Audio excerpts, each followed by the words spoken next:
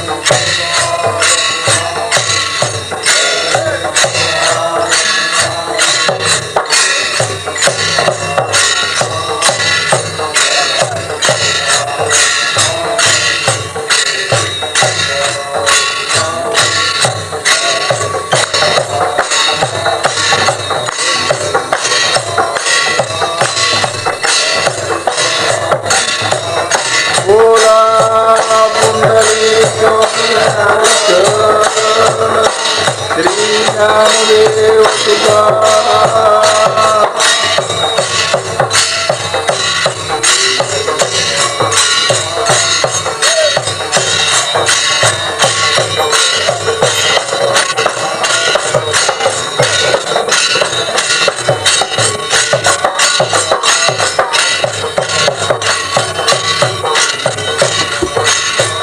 बोला पुंडलिक शरण श्री ज्ञानदेव तुकाराम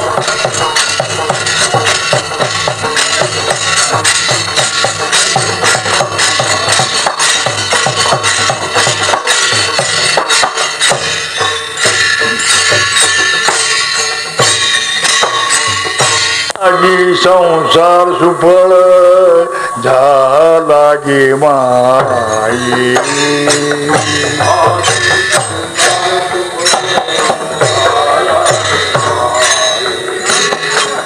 आजी संसार सुफळ झाला गे माई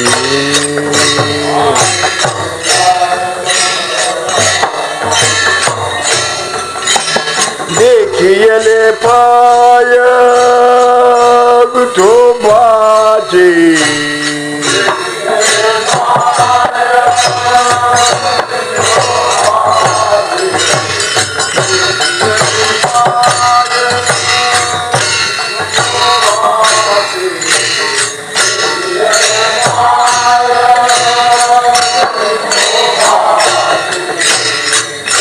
तू मजवावा तू मजवावा तू मजवावा तू मजवावा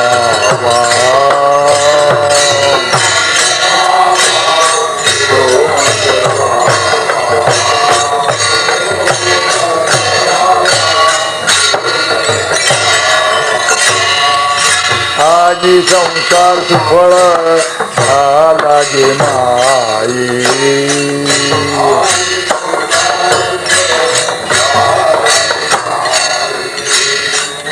आजी संसार सुफळ झाला गे माई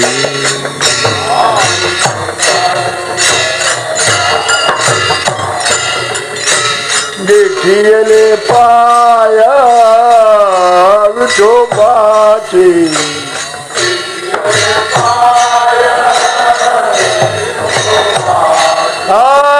देखियले पाया विठोबाची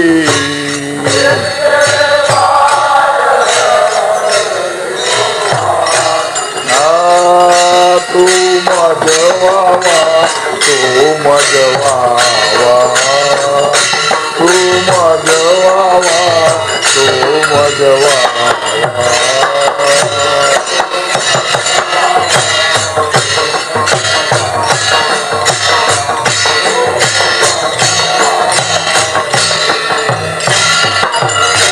वेळोवेळा वावा पांडुरंग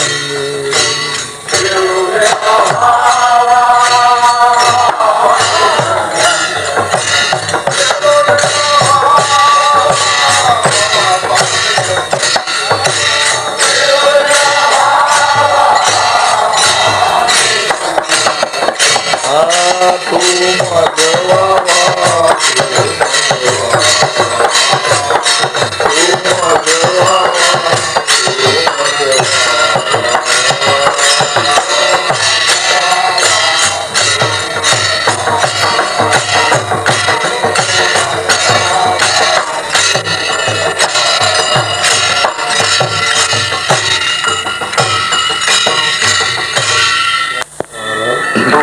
आजी संसार सुफळ झाला गे माय देखिले पाय विठोबाची तू मज व्हावा तू मज व्हावा वेळोवेळा व्हावा पांडुरंग. श्री ज्ञानेश्वर माऊली आपला अनुभव या अभंगामधून प्रतिपादन करतात. काय आजच्या दिवसाचा जो आनंद आहे काय त्याचं वर्णन या ठिकाणी. आज म्हणलं म्हणजे कालचा दिवस वेगळा आणि आजचा दिवस वेगळा. आज संसार सुबल झाला गे माय.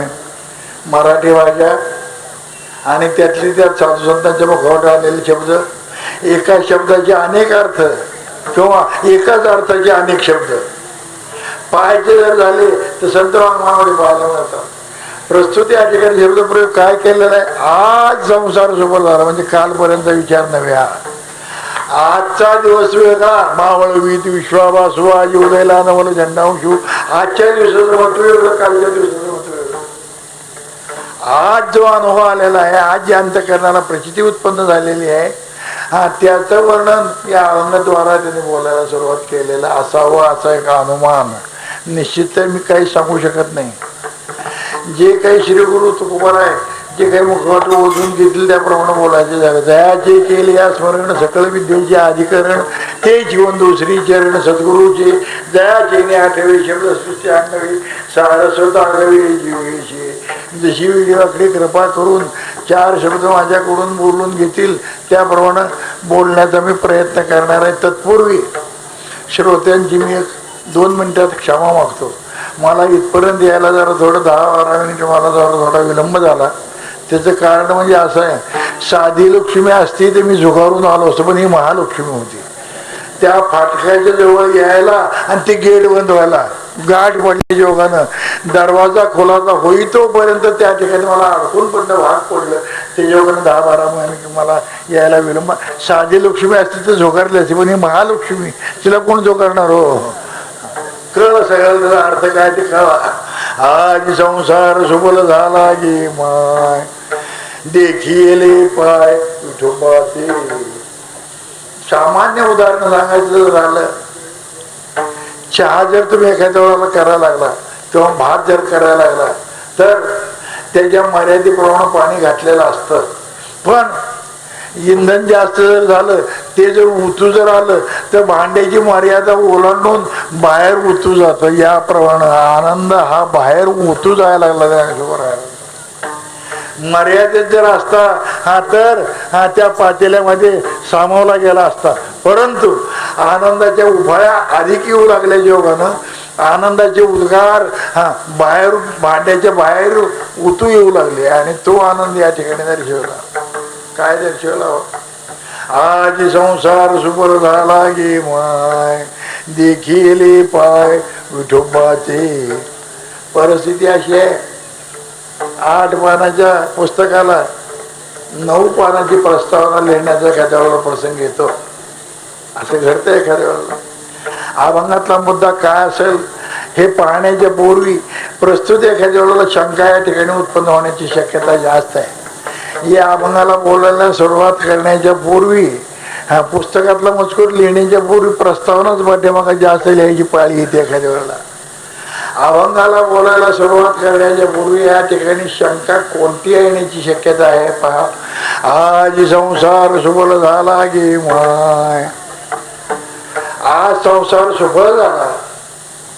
संसार म्हणजे सुफल होणारी वस्तू आहे का? कोणाचा तरी आजपर्यंत संसार सुफल झालेला आहे का? कुठं ना कुठं उणीव. म्हणजे ज्ञानोबा या ठिकाणी बोलतात की संसार सुफल झाला, असंभव घटना आहे. कोणाचाही संसार आजपर्यंत सुफल झालेला नाही. जगाच्या पाठीमागचा इतिहास जर आपण काही व्यक्ती सोडून जर पाहायला जर गेलं तर सगळ्यांचा सुफल संसार झालेला नाही. शंका. दुसरी शंका, आज संसार सुफल झाला गे माय. माय या ठिकाणी शब्द प्रस्तुत उत्पन्न झालेला आहे. म्हणजे माय हा शब्द स्त्रियांच्या मुखातून येतो, पुरुषांच्या मुखातून येत नाही. जेवली का माय, आली का माय, खा माय, बैस माय, कवाली माय, झोपती का माय, म्हणजे शब्द आहे पण हा स्त्रियांच्या मुखातला शब्द आहे. तेव्हा ज्ञानेश्वर महाराज स्त्री होते का पुरुष होते? शंका. ज्ञानेश्वर महाराज स्त्री आहेत का पुरुष आहेत? शंका. तिसरी शंका काय? देखिले पाय विठोबाचे, किंवा तो मज व्हावा वेळोवेळा व्हावा पांडुरंग. नामदेवरायने अथवा तुकोबारायने असे शब्द प्रयोग जर केले असते तर हरकत नव्हती, कारण ते चैतन्य संप्रदायातले होते. ज्ञानेश्वर महाराज नाथ संप्रदायामध्ये असल्याच्या योगानं योगाभ्यास करणारी माणसं, तिकडे आदिनाथापासूनची परंपरा योगाभ्यास करणारी आहे. आणि ज्ञानेश्वर महाराज हे तर नाथ संप्रदायातले आहेत. तेव्हा ज्ञानेश्वर महाराज नाथ संप्रदायातले चैतन्य संप्रदायातले आहेत. नामदेवराय, तुकोबाराय ही चैतन्य संप्रदायातली मंडळी आहेत. चैतन्य संप्रदायातली मंडळी असल्या योगानं पांडुरंग म्हणा, विठोबा म्हणा हे त्यांच्या मुखाला येणं स्वाभाविक आहे. वेळोवेळा व्हावा पांडुरंग किंवा देखील पाय विठोबाची ही योगाभ्यास करणारी मंडळी सगळी आदिनाथापासूनची परंपरा. म्हणजे ज्ञानेश्वर महाराज योगी आहेत का ज्ञानेश्वर महाराज भक्त आहेत, विचार पाहावा लागला. त्याचबरोबर दुसरी पुढे एखाद्या वेळेला शंका येण्याची शक्यता आहे. काय ज्ञानोबरायांनी जे या ठिकाणी वर्णन जे काही केलेलं आहे, संसार सुफल झाला म्हणणारे, की संसार सुफल होणारी वस्तू आहे का? आजपर्यंत कोणाचाही संसार सुफल झालेला नाही. अनेक लोकांची उदाहरणं जर आपण पाहायला जर गेलो तर अशीच उदाहरणं पाहायला मिळतात. जगाकडे आपण पाहायला गेलो तर जगाला हेच पाहायला मिळत. असो एका शब्दाचा विचार जशी जशी माऊली त्यांच्या कृपेनं होऊन गेल त्याप्रमाणे बोलण्याचा प्रयत्न करेन. असो मला हे म्हणायचं आहे, हा औषधाचा डोस जरा डोक्यावून जाणार आहे, पण काही सगळेच काही अनाधिकारी आहेत असं नाही. वाचून माझी योगी ते सर्व होते काय धैर्यावरी सारस्वते पडोशी की नेहमी श्रवण म्हणून करणारी माणसं आहेत, चिंतन करणारी माणसं आहेत, वाचन करणारी माणसं आहेत. म्हणजे त्यांच्या डोक्यावरून हे बोलणं जाईल असं म्हणणं सुद्धा अज्ञानपणा ठरतं. का वाचून माझी योगी ती माझी मला माहिती आहे. या ठिकाणची शहापूर, बेळगाव, वडगाव इकडची मंडळी नेहमी सतत सत्संगामध्ये वावरलेले आहेत. सत्संग त्यांना लाभलेला आहे. श्रवण मनन चिंतन त्यांना भरपूर आयुष्याविषयी एका लोकांना लाभलेला आहे. म्हणजे त्यांना हा सहज एक नवीन एक पक्वान वाटण्याची शक्यता आहे. पण ज्याला त्याची जाणीवच नाही त्याच्या डोक्यावरून जाण्याची शक्यता आहे. असो आज संसार सुबल झाला गे माय. माय हा शब्द स्त्रियांच्या मुखामधला आहे. माये हा शब्द संत वाङ्मयामधून विविध ठिकाणी आपल्याला पाहायला मिळतो. माये हे सखे, हे साजणी, हा म्हणजे विरहिणी, आंबोला, गवळणी, हळदुली अशा प्रकरणातली जी काही अभंग आहेत, अशा अभंगामधून हे असे शब्द आपल्याला पाहायला मिळतात. हे सखे, हे साजणी, हे माये म्हणजे असे शब्द हळदुली किंवा सौरी अशा अभंगातून अशा प्रकारचे शब्दप्रयोग स्त्रियांच्या मुखातला जो शब्दप्रयोग आहे हा त्या ठिकाणी पाहायला मिळतो. सर्वांच्याच नित्य परिचयाचा पाहण्यातला एखादा नवनव होतो म्हणून सांगतो. सखे हे साजणी काय सांगू तुला, अगं त्या भगवंताचं रूप पाहिल्याबरोबर माझ्या मनाला अत्यंत आनंद वाटला. काय सांगू तुला, रूप पाहता लोचन, हे रूप पाहता लोचन,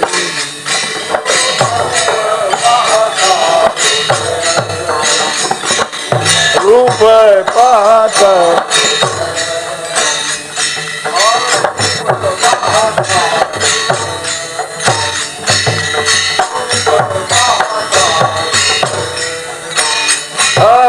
रूप पाहता लोचन,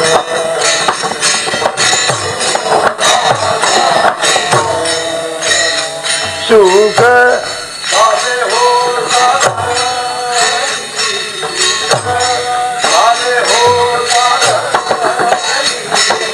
तो हा विठ्ठल बरवा बरवा तो हा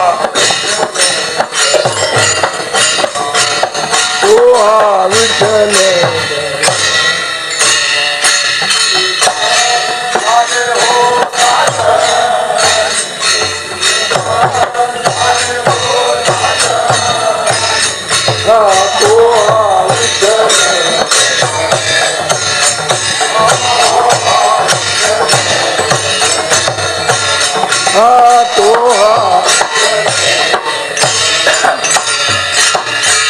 रूप पाहता लोचनी, सुख झाले हो नव्हे सुख झाले ओ साजणी. हे सखे हे साजणी काय तुला सांगू, भगवंताचं माझ्या पांडुरंगाचं रूप पाहिल्याबरोबर आनंद वाटला. साजणी हा शब्द या ठिकाणी आला, स्त्रियांच्या मुखावरचा शब्द आलेला आहे. पण असे शब्द भक्तीमध्ये या ठिकाणी आलेले आहेत. तर ज्ञानोबराय म्हणजे एका शंकेचं घटकाचं उत्तर दिलं म्हणायला काही हरकत नाही. सखे साजणी